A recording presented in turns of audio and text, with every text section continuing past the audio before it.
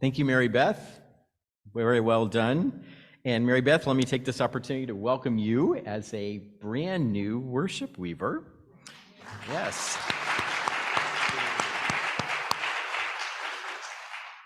I also want to offer my very deep gratitude for two weavers who have completed their terms of service after graciously extending those terms while the new minister kind of got situated and figured out where he was.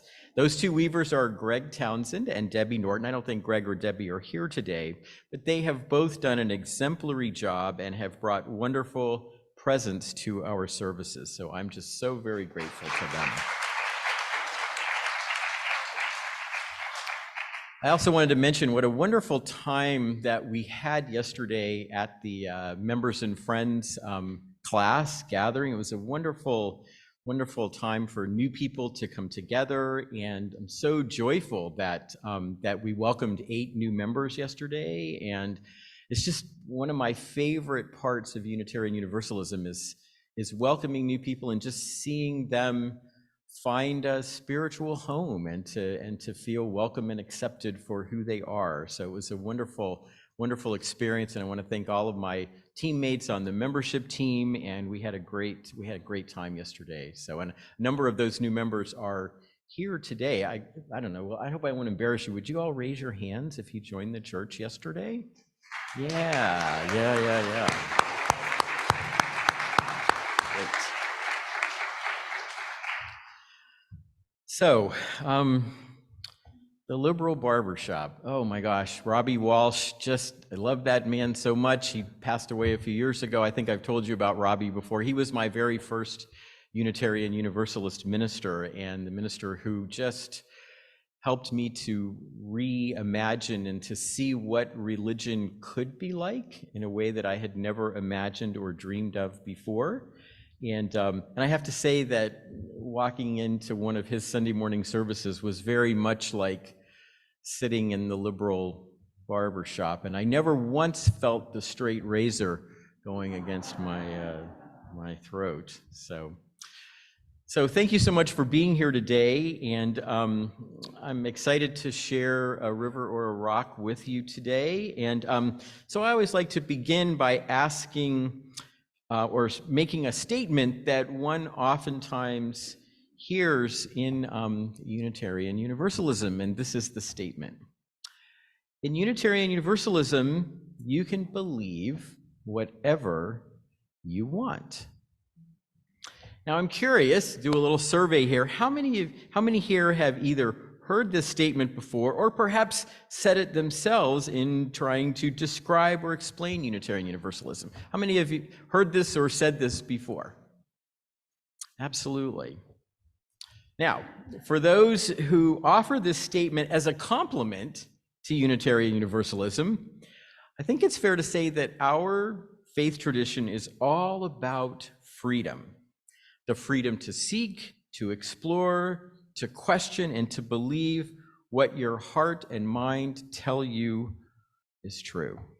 And that freedom at the heart of our faith is best exemplified by Unitarian Universalism's rejection of creeds and of any test of faith that one must accept in order to become a UU.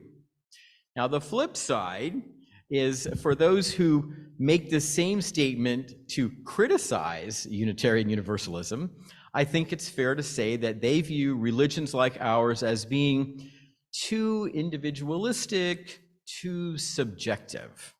The absence of a creed that we view as being a positive strength is in fact a glaring weakness, because human beings need to anchor their lives in an overarching truth about the meaning and purpose of existence. Now, at this point, I could easily launch into one of my favorite sermons, which is freedom good, creeds bad. But I want to do something a little different today. Rather than simply celebrating our commitment to religious freedom and our rejection of creeds and dogmas, I want to take some time this morning to explore with you, I guess what you might call sort of the philosophical, theological roots of our approach to religion, and especially our understanding of religious truth. Too often in Unitarian Universalism, I think we skip over this step, instead jumping right to, we don't like creeds or we can believe whatever we want, without ever taking the time to understand why. So let's begin with this whole question of religious truth. What exactly is it, and where does it come from? Is there one truth, many truths, or no truth at all? And why exactly do we Unitarian Universalists reject creeds? Is it because we simply don't agree with the specific content of existing creeds, or is it because there is something about creeds in general that just doesn't fit with our understanding of the nature and origins of truth? And as we consider these questions, I always like to begin with a story from the Jewish tradition, and more specifically from the great collection of law and commentary known as the Talmud. Now, I first encountered this story in a class I took in seminary on the history of the Jewish tradition and Judaism. And there's one thing I have to say that really stood out to me about the class and about Judaism as a whole, and it is the way that the Jewish tradition approaches truth and meaning. And that approach, I think, is really perfectly captured by this story.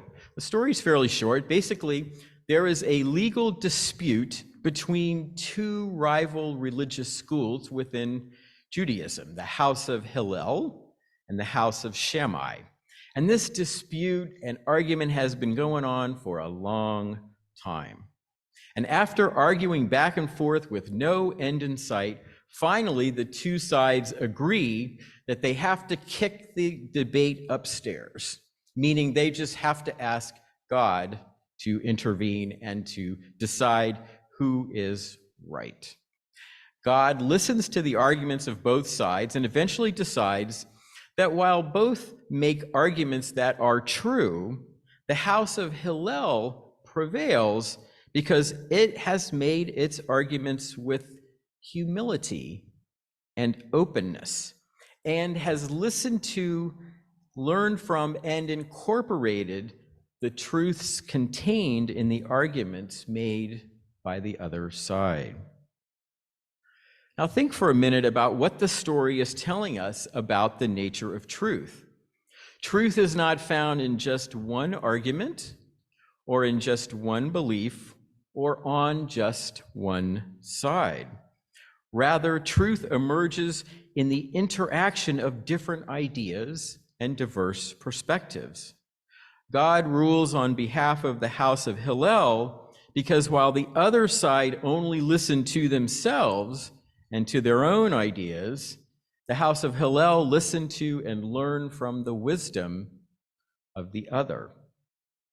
And as I came to learn in that class, this spirit of ongoing and continuous studying and questioning, argument and conversation is at the heart of the Jewish understanding of religious truth. While Judaism certainly affirms the sanctity and the sacredness of the Torah, the truth in the text only emerges out of the continuous exploration and interpretation of its meaning. That's why so much of the Jewish tradition is a vast and continuous dialogue among different voices and commentators, a dialogue that both reveals the truth as it is understood at a particular moment in time, and that is always laying the foundation for future generations to develop new truths and new ways of understanding the divine, the world, and humanity. And I think one of the best illustrations, and if you'll pardon me for doing a little bit of a teaching thing here, one of the best illustrations that's visual of this very Jewish approach to truth is the structure of the Talmud itself. Now, I want to ask Rachel now to put this image up on the screen. This is a page, I just found it in Google Images. This is a page from the Talmud, from the Babylonian Talmud. I hope you can see that there are, in this page, and this is not what an actual page looks like, but in terms of having different colors on it, but you can see that there are different shaded portions of the page. And in the upper center that Rachel has drawn a red box around is a pink shaded area of the text. This part of the page, this is the heart of what's going on this page. This is a single point of law made in what is known as the Mishnah, which is a central Jewish legal text that was written by the rabbis around the year 200 or so of the Common Era, meaning it's pretty old. But like the Torah, this point of Jewish law demands interpretation and interpretation and interpretation. The truth in the text is not simply found in the legal point or in the legal language, it is also found in the conversation about the text. So this page from the Talmud does not just contain a point of law, it also includes the conversation that has gone on for centuries about this particular point from various commentators. So each of these differently colored columns are the interpretations of this one point that's in the red box by different commentators. And I have to say, I find it so interesting that the Talmud feels that the interpretation is so important of the text that it becomes part of the text. It's not enough just to read the legal point. You need to become part of the conversation because the conversation itself reveals the truth of the text. And folks, I have to say that it is this understanding of an approach to religious truth that inspires the title of my sermon today, A River or a Rock. For those faith traditions rooted primarily in a single creed, doctrine, or belief, religious truth resembles a rock, solid, unmoving, pretty much unchanging. Truth is almost like a piece of property that one faith can claim and own to the exclusion of others. But for traditions like Judaism, and as I will argue in a few minutes, also Unitarian Universalism, religious truth resembles a river of continuous and ongoing revelation, interpretation, and conversation. A river that never stops moving and that is always creating deep and profound truths out of the interaction of countless ideas and voices. Religious truth, therefore, can never be fully or definitively found in just the words of one person, one sacred text, or even one religion, because truth is always emerging, always unfolding, always carrying us along a marvelous journey of discovery and exploration. And after Scott and the choir share what I know is going to be a wonderful anthem, I will tell you a little bit more about how this vision of truth works in Unitarian Universalism. Okay, that was beyond wonderful.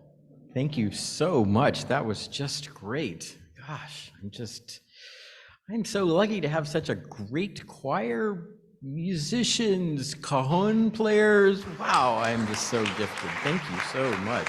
Wow. All right, back to business.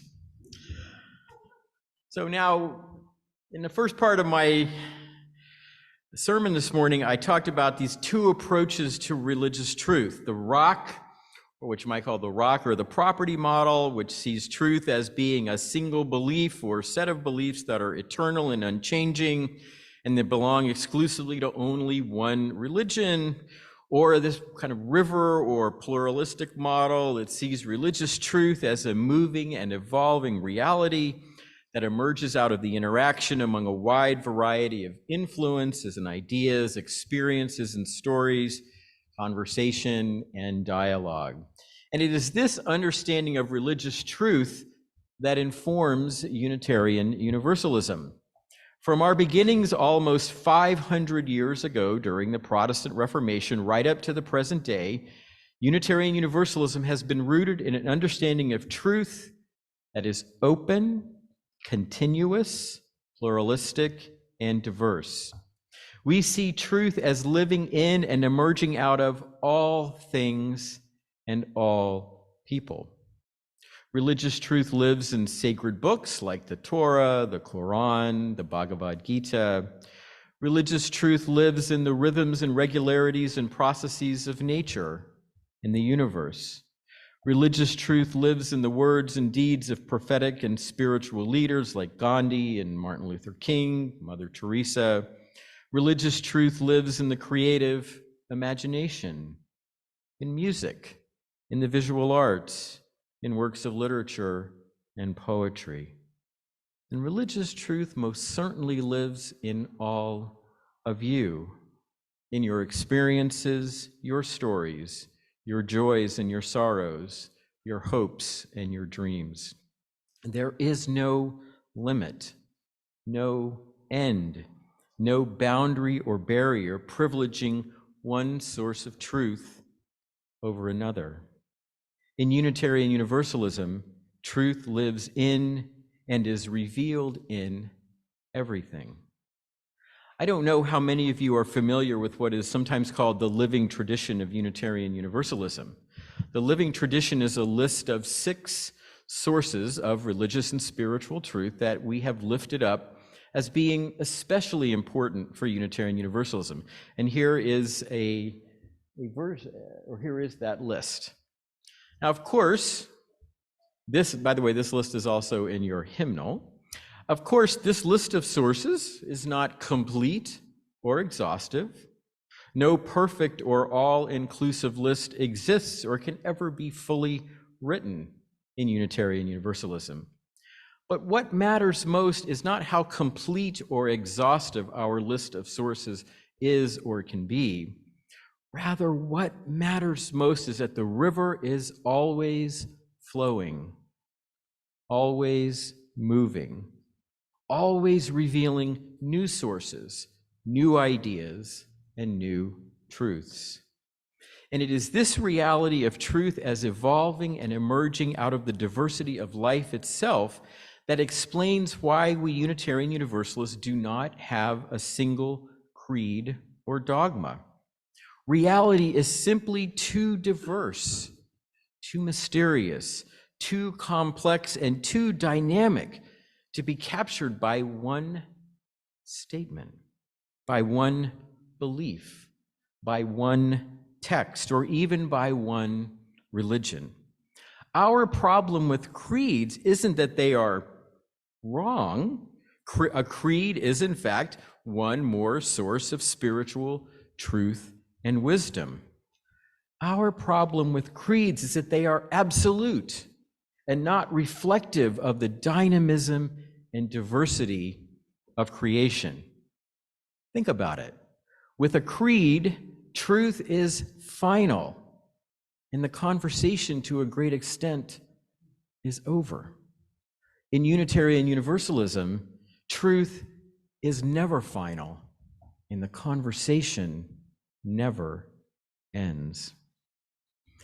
And that leads me back to that statement about Unitarian Universalism being a religion in which you can believe anything you want.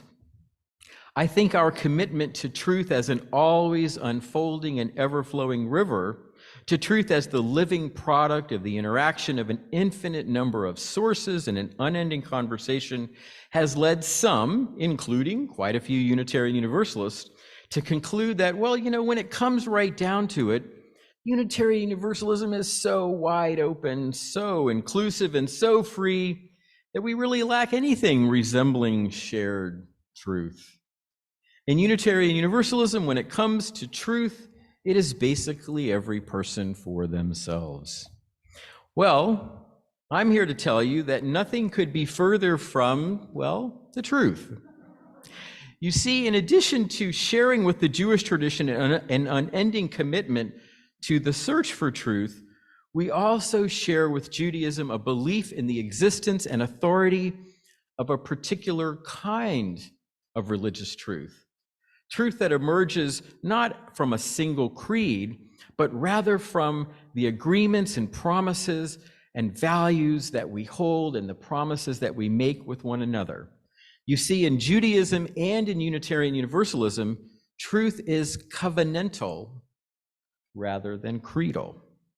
And when we say that Unitarian Universalism is a covenantal rather than a creedal faith, it simply means that we, UUs, journey together, guided not by a single creed written in the distant past, but instead by a set of agreements about what we believe and how we will journey together. That is essentially what a covenant is, a set of promises or agreements human beings make with one another. Of course, covenants, like all agreements, are subject to review and revision. Covenants change as new ideas, new needs, and new realities emerge. But even though they are subject to change, covenants, and especially religious covenants, are affirmations of deep and profound truths.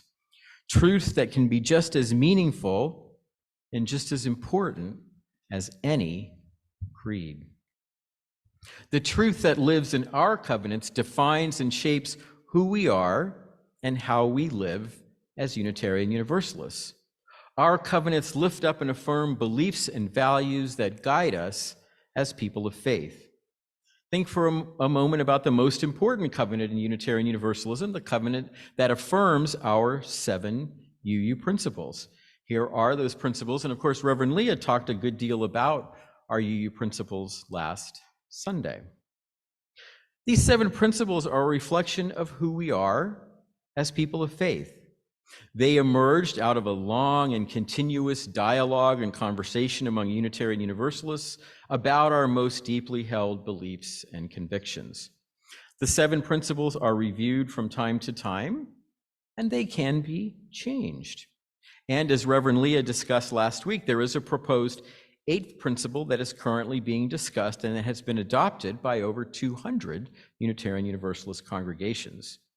But while the content of these principles will undoubtedly change in the future, today they serve as an affirmation of our deepest truths and convictions, and as a stirring call to live our lives as a shared journey rooted in those things we believe and value most: love and freedom, compassion and justice for all people and for the planet.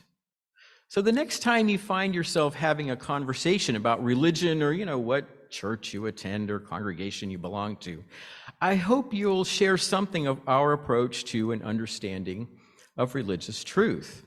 I know that summing up Unitarian Universalism in a sentence or two, the elevator speech, is never easy because we don't have a simple creed. But don't mistake our lack of a creed for an absence of truth or conviction. We have beliefs, we have convictions, we have deep and lasting truths. Of course, the truths we affirm today may someday change and are never carved in stone. But as people of faith, we find meaning and inspiration in the journey those principles challenge and inspire us to make. A journey that calls us to listen, to learn, and to grow, and that challenges us to build a world that is free and fair, not only for ourselves, but for the whole human family. Those are our truths, our principles, and our values. May they always bring us meaning and purpose, hope and joy this day and every day. Thank you so much for listening this morning, and appreciate you making this journey with me, and blessed be.